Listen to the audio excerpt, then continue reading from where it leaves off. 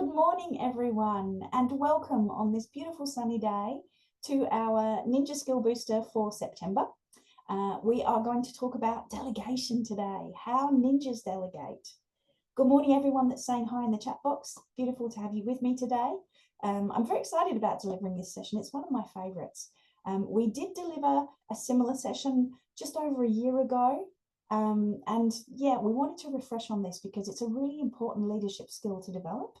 And if you are in a leadership role, perfect. If you are not in a leadership role, also perfect. This is a great way to start the process of delegating up or managing up. So everybody can get some benefit from this session. Delegation is a skill that we all need to master. So really looking forward to the session. I wanted to firstly start by recognizing the lands on which we come from today. We're all from all over the country, so thank you so much for joining. I am on Darkinjung land on the Central Coast today, and I would like to pay my respects to elders past, present, and emerging, and thank them for the care of the lands, and welcome any Aboriginal or Torres Strait Islanders that we have with us today. Welcome to the session. Let's get into it. For those that haven't met me before, my name is Julie. I work as a productivity ninja here at Think Productive. Feel free to get in touch if you need to have a chat about anything. If there's anything we do to help your teams, please get in touch with us. But we will also, if you registered for this session, we now have your details. We will send you a recording so that you can connect in with us later. You'll get the ability to re-watch the session or share it with your team if you'd like to. As an organisation, Think Productive, we love talking about how to help people love Mondays. And today's session is really going to focus in here. We're going to talk about how we can really, get rid of some of the overwhelm and stress and allow ourselves to delegate well. And there's some really important reasons why delegation is so important for everyone. So let's get into the detail. I'm not going to fluff around. We're just going to get straight into it. This is from a much longer workshop, our delegation workshop, which we call Delegate Like a Productivity Ninja. And it's about empowering your team and reclaiming your time. So there are two key reasons that we know delegation is so important. What we're going to cover in this session, really small agenda, as we only have 30 minutes together, we are going to look at why delegation is so great. Can be a bit scary if we're not used to delegating, or even if we are, sometimes we just fall off of the process of delegating because it seems easier just to do it ourselves. So we'll talk about that. I'm going to talk also about why you need to delegate well. If you are delegating as a leader, as a manager, it's so important to grasp this skill. And if you are not a manager or a leader, if you are having things delegated to you, there are also still opportunities for you to tap into this content and think about what you need from your manager or leader, and how you can delegate within your team space, probably from those around you. So it's a really useful skill to step up to. And I'm going to give you some tips on how to delegate like a ninja. So these are the three things I'll cover. I do need some audience participation, as we always do in these sessions. We really want you to take away some great learnings and be able to action them straight away. So I want some feedback, some input here. And also please take notes. Please note down some things that you think you can take away from this session as we go through. And I'm going to ask for some actions at the end, see if you've got some thoughts on where you can take this forward. So firstly, I would just love for you to pop in the chat box. What stops you from delegating? What stops you? I do love this little cartoon on the screen. When I said you should improve security, I meant put a latch on the door. Yeah, it's a really good example of when we delegate, are we being really clear? Okay, let's have a look at these comments. Okay, time stops us. Yep, often that's a big one. We don't have time to delegate. It feels like it takes longer to explain it than to just do it, Ruth. Yes, absolutely. Not knowing who or what to delegate. Great, we'll touch on that today. Pushback from staff. Yeah, they're feeling overwhelmed. Yeah, Kat, very difficult for you to, as a sole trader, to think about how you can delegate. But I'm sure there are opportunities there. We can keep digging into those. Quicker to do it yourself. Yeah, time is a big one. Wanting to get the job done right. Yeah, only I can do this. I'm the best one for this particular task. Yep, quicker to do it myself. There's lots of those. Have just to scroll through some of those comments. It's really common, these kind of feedback around why we don't delegate well. Asking someone to do something will result in me having to provide training quicker to do it yourself. Again, that combination of, do I spend time upskilling someone else, or do I just get it done? Yeah. Sometimes it's tricky to know how to explain things, Stephen. Yeah, gotcha. Awesome. Yeah, easy to do it myself. Perfectionism. Yeah, no one does it as well as I do. Awesome.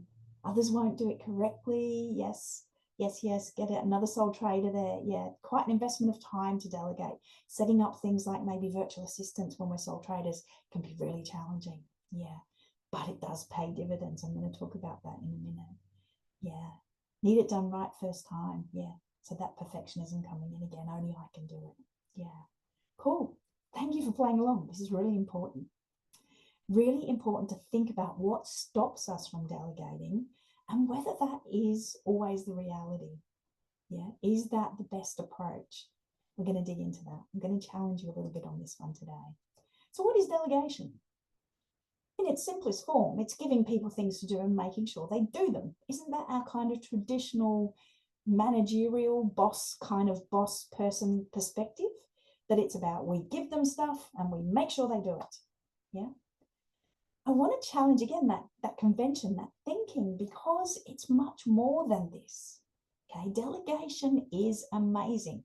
When we get it right, it does a whole heap of things for us, and it does a whole heap of things for our team and our organization as well. It can free up your time. Okay. When we delegate well, it can free up your ability to have space in your day to do the more strategic thinking, the things that really are important, to spend time in actually building your team, building the space that we have, in making sure that we are building engagement, that we are making sure our team feel valued and trusted. It's also a growth mindset needed here. When we think about delegation, we can use it to improve skills and development of our team. And this is really key. We've been talking in the last couple of months a lot about engagement. And when we invest in our people, when we have this growth mindset, we actually change the dynamic around it's just tasks. Sometimes it can be just tasks, it can be really easy little simple things, but other times this is an opportunity to develop your team. And as I mentioned, when we delegate well, when we're really clear on expectations and we actually give people an opportunity, we create a culture of trust. So you can see that if we delegate really beautifully, this becomes a much more powerful opportunity to engage and support our people, rather than just thinking of it as that little task list getting done.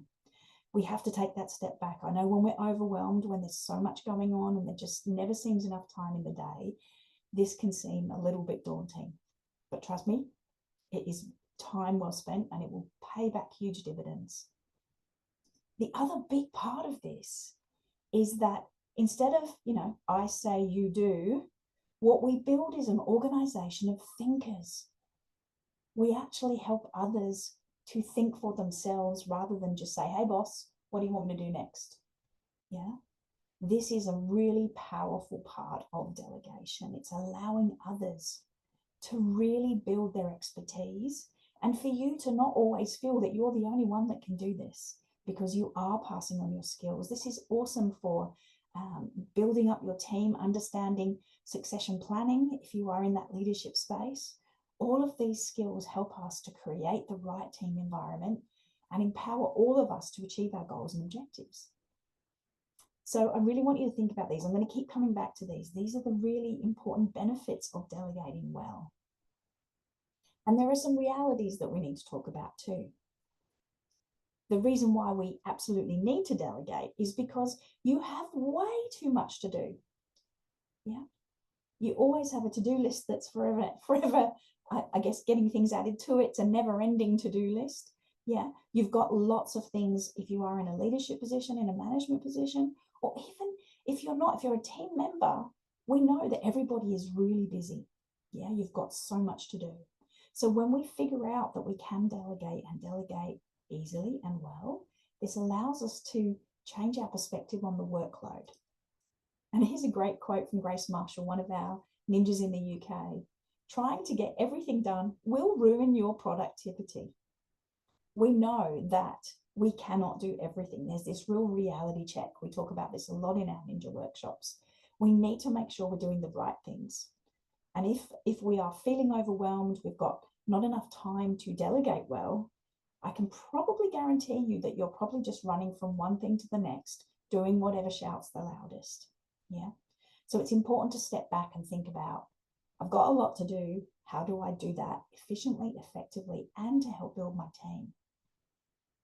The second reality check is that we live in a really interruption-heavy environment, whether that be mobile phones, Teams chats, meetings, emails that just keep on pinging on through. We know that this creates this reactive behavior. And the more we react, the less we do.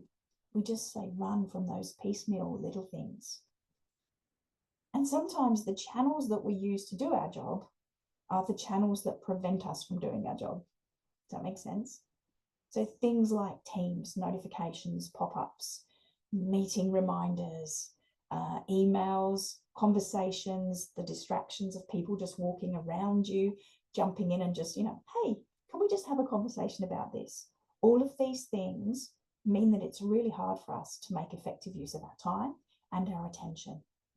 So I'd very much want you to think about, if we're living in this environment of interruptions and having way too much to do, we need to start thinking more constructively about how we might delegate some of those tasks that are really not best sitting with us. How can I get support and help for this?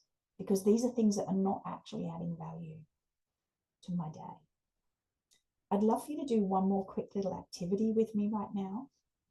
If you have your to-do list in front of you, or maybe make a note if you don't, I would very much encourage you to do this. Grab your to-do list, what we call our master action list. It might be a list of everything that's on your desk at the moment, anything that's in your head, all of those things, and think about which of those outcomes, tasks, you might be able to delegate to someone else.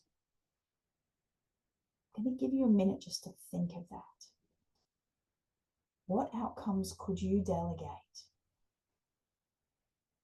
Outcomes is a really important word there too. Rather than just thinking about tasks, outcome. Is there an outcome that's worth doing from this particular task? So I'm just going to pause and let you do that. Dharma, just to let you know, we share the recording. We don't share the slides, but you'll be able to watch back.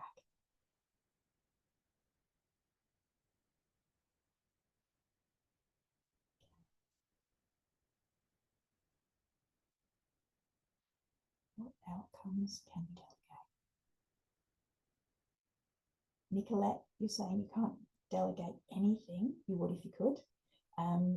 Maybe just, I would challenge you, if you had this amazing little assistant that you could delegate to, imaginary, what tasks would you delegate? Maybe just play along with that.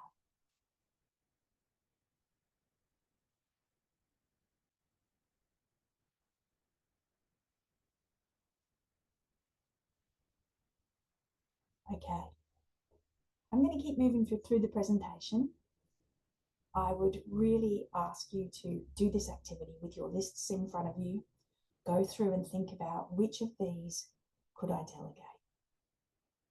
Yeah, really important to think about. And Dharma, I'm kind of taking you on the process of how you can change your mindset about delegation, because once we know that we have some tasks that, you know what, I don't really need to do that stuff. Somebody else could do that. We're starting to ease ourselves out of the space of just going, I can't delegate anything. Yeah, there's nothing I can delegate. So really think about these things. Yeah. So we'll gradually help you along the way, as it were.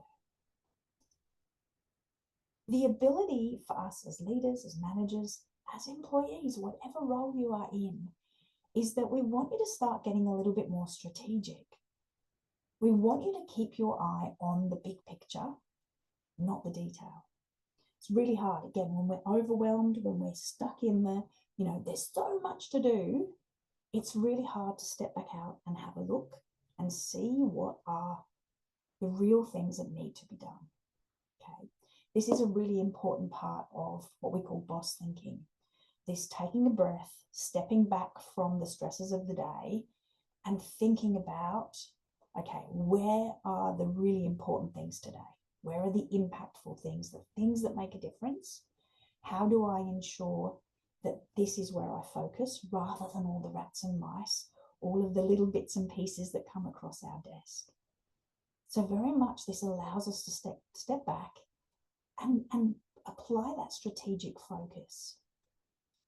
And one of the things we talk about in our workshop, which we won't go into great detail here, but this is a change from just being task focused, and it gives us the ability to be an intent-based leader, where we're focusing on outcomes. We're not just focusing on that sheer big list of things. We want to make sure that we have this ability to elevate our leadership to a place where we're actually thinking about the meaningful work, the stuff that makes a difference. So I very much want you to think about this.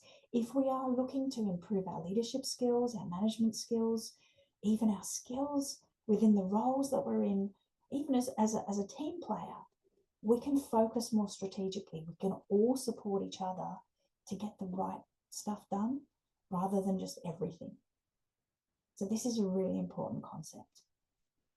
I'm just going to pause and read in the chat box. Great, you're starting to find some spaces where you can find room for delegation. Beautiful. Delegating, creating guides and training material to an AI generator. Isn't it interesting? AI can be a support for us in this context. Not always, not great to rely on it totally, but it is a great way to speed some of the things up that we can do. So yes, have a look at that, and then you can polish it. Beautiful. There's one other really important area that I want to focus in on today, which is knowing our people really well. Who are your teammates? Who are the people that you could potentially delegate to? Do you know them well enough to know what their skill sets are so that you know that this particular task, Elena would love that task. Yeah, this is just an example. This is actually our UK Ninja team. And digging in and understanding their particular skills, interests, passions, things that they would love to help with, we know then how we can delegate and who we can delegate to, okay? So for instance, Grace is a master at coaching skills. If we have coaching clients that we would love some support for, Grace would be the go-to. Claire is really good at Excel. She's my girl because I don't like the Excel side of things. Definitely delegating tasks that are more numbers-based would be in Claire's wheelhouse. She would love those things. And looking at Janine. Janine would love the opportunity to organise a conference. That's something that is in her development plan. So if an opportunity arises to organise events, then we would definitely go there. This is the power of making sure that we understand who is in our team, who we can delegate with, or to, I should say, so that we know that they are getting the opportunity for growth. They're getting the opportunity to step up and go, hey, thank you so much. I'm so excited about this opportunity. Thank you for giving me the opportunity to try something new. Yeah, this is why it's really important to know our strengths and also those areas that we don't want other people to take on if they're not comfortable with it. Carl at the back does not like speaking in public, would not like to handle press inquiries. So we don't delegate those things to Carl. Yeah, this is the power. In the full session of this workshop, of course, we spend time doing this. We look at setting up what we call a living document where we have the opportunity to record for each of ourselves and for our team. What are the areas we want to spend time in? What are the areas we don't? This is really powerful stuff. So please think about this. Do I know my teammates well enough that we could share tasks, that we can delegate to those that would love the opportunity? One of the key questions we usually get asked here is, but how much do you delegate? How do you know and how can you get comfort about giving control? Okay, so this is it's a big topic. I won't cover it in great detail, but I'm going to give you one little tool that can be useful for you to start thinking about this. If you're feeling nervous about giving things away to others to do, then please know that you can set some boundaries, okay? So you can start small. You can start with little tasks And you can be really clear. This is also very important. When we're delegating, we have to give a very clear brief. Okay, we need to ensure that everyone knows what the expectation is, what the outcome required is, and where they have flex to do their own thing and where you want them to follow a plan. The fried egg analogy here in the pan is a really useful little tool. Just think of the fried egg. So within the confines of the yolk, for the tasks that you might be delegating, the outcome that you're delegating, it's your choice what you do within this boundary. Do what you think is best, and I will support your decision. Imagine how much trust that builds when we give that kind of brief to someone. Stay in this part, go do this. I'm supporting you no matter what, just go do it. If we get into the white area of the egg, the white albumin, I think they call it, if you move into this area, check with me first and we can agree a way forward. Again, we're still building trust. We're not saying I don't trust you. We're saying, let's discuss this. If it's starting to get a little bit more, I guess, impactful, or it's got more value to the business, then we need to just discuss that as we move forward. And outside of the egg, if we get into the pan space, don't go past here. This is setting some really clear boundaries, really clear expectations for the team member to make sure that they know, again, you've got their back, you're supporting them with this delegation task. Yeah. And you're also giving them clear brief on where they may go, where they may not go. This can really help. So we call this the Goldilocks spot, this idea of control versus complete abandonment. Often when we are delegating, we have to think about this. You know, we don't want a team that feels completely set adrift. We set them tasks and we just say, go do it, and we forget about it. Yeah. And they don't feel they have your support. That's not a way to build trust. But likewise, at the other end of the spectrum, if we're keeping complete control and saying, I'm going to delegate this, but you need to check in with me at every single step, we're micromanaging. That doesn't build trust either. So we need this Goldilocks moment. We need to be able to define very clearly where the boundaries lie. So have a think about that. Yes, I like your comment, Michael. Probably won't look at an egg the same way again. Yeah, it's a really useful little model to keep in your mind. So I'm going to pause just for 2 minutes. I'm going to get you to have a think about if in the first stage you actually started to think about what can I delegate? You had some outcomes or some tasks that you had started to identify. I'd love for you just to pause here and think about who can you delegate to and what will you delegate? How are you going to brief that? I'm just going to give you 2 minutes to think about that. I will pause just for a second and let you do that.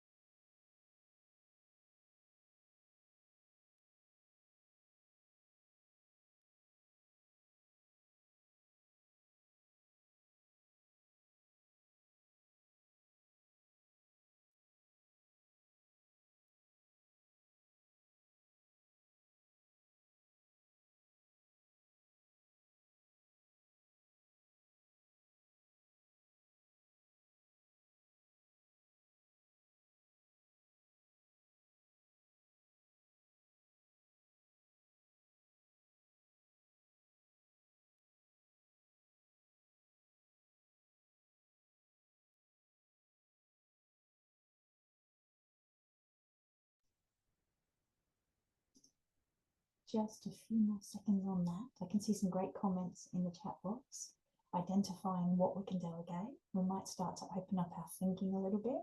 Once we start to get some comfort around the fact that we can set some boundaries, we can delegate carefully, but with clarity, very important. And we can use some other tools around us. Things like AI can be useful. Yeah. Carla, daily payment requests, supplier inquiries. Yeah, absolutely. Great. You're starting to identify those little tasks or outcomes that others could do rather than you having to do everything. Yeah. Admin tasks, Kylie. Yeah. And planning. Awesome. Just think how exciting it's going to be when you do free up some space by delegating some of the things that you may not want to be doing yourself, either because they take a lot of time. It could also be that they're not your skill set. Somebody else might be able to do them in half the time you can. It's really worth thinking about this. Wonderful, Amanda. Training a new stylist, so we're sharing both our tasks. Hopefully once we're up and running, we'll be able to delegate a lot of my tasks to them. Beautiful. Fingers crossed. Yes. Remember, give really clear briefs. Give a really good idea of the boundaries, and they will then fly. Yeah. Building this wonderful, trusted environment for our team. Okay, we are almost out of time, so I'm going to keep moving forward. I want to remind you of these important areas. Delegation is so fabulous when we start to do it well, yeah, because it does free up your time and your focus and energy for the things that are most important. It does create this growth mindset, this ability to encourage our team to improve their skills and give them the opportunity for development. It's a fabulous opportunity. It allows us to establish this culture of trust that I keep talking about. Really important for your team, for all of you to feel that you can trust and support each other. Yeah, imagine how much faster things get done, how much more easily, how much better things get done when we are all on the same page with this. And we create this organization of thinkers. That one is a really powerful one. We empower others to think. Fantastic. Awesome. So I'm going to pause one more time. I would love for you to just think about and maybe pop in the chat box. What will you do now as a result of just these very short 30 minutes together today? What's changed for you? Obviously, it's just a taster. It would be great to run this session for your team. Let us know if we can. Much longer session, obviously, and we get really into the detail of this. But right now, think about how you can take action from today's session. Love that, Rachel. The egg in the frying pan is going to go into your training. Beautiful. Love it. It's a great little analogy. And if you're writing a brief for someone to do some work, put the egg in there. Specify those boundaries. It's a really cool way to do it. Lovely. Okay, beautiful, Rachel. That's awesome. You've got one under control. That is gorgeous. Schedule a short time on Monday or Friday to consider what to delegate for the next week. Beautiful, Kylie. Love that. Yes, wonderful. Some great actions from this. Well done, everyone. So good to hear the actions coming through. I'm going to read all of those. I'll make sure I save the transcript. Okay, I'm going to wrap up the session. I just wanted to let you know, if you would like to do a full session of How Ninjas Delegate, we actually have a, I've put the wrong graphic on there, but I will just pop in the chat box for you. I think I have the link here. If you would like to join the full public workshop, we have a 2-hour session coming up in October. We would love you to join us. Please feel free to grab a ticket here. It's going to be a fabulous session for you to go deeper into some of these tools and really get to grips with what you can delegate, who you're going to delegate to, and you'll spend time creating your living documents for each of your team. We also have a 6 Weeks to Ninja program coming up in October. If you would like to join us for that, please dig into that one too. And as we always do, I'm just going to stop the recording. We